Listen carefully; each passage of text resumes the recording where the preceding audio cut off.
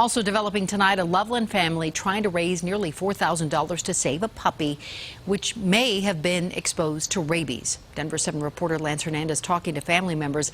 Lance, they told you they have a very grim choice here: either come up with the money by Monday or put the dog down.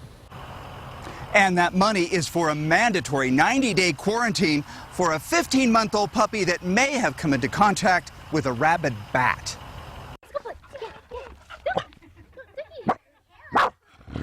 We heard the dogs barking. When I went over there, I saw a bat flapping the wings. Damian Thomas says he saw both his dogs nipping at the bat, so he ran in the house and told his mom. Diesel, who's 4, who has had the vaccination, had it in his mouth. Natasha Thomas called the health department and later found the bat was positive for rabies. Because Duke hadn't been vaccinated, health officials gave Natasha 2 options: quarantine him for 90 days at her expense or euthanize him. I told her, "You're really going to make me kill my dog when we don't know that he had contact with the bat." Bats have really tiny little teeth, and you don't always actually have a visual sign that they got bit or they had contact. Health Department spokeswoman Katie O'Donnell says that protocol is for human safety.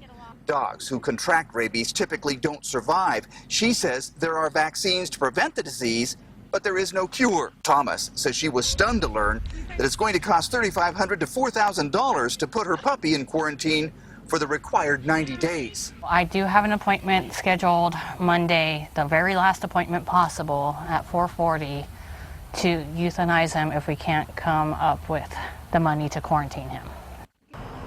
Now, those bat pictures are courtesy of Critter Control. I spoke with a person over at Colorado's Parks and Wildlife Division. They told me that bats normally fly around at night feeding on insects. They say if you see one flying around in broad daylight, it could be a sign that the bat is sick.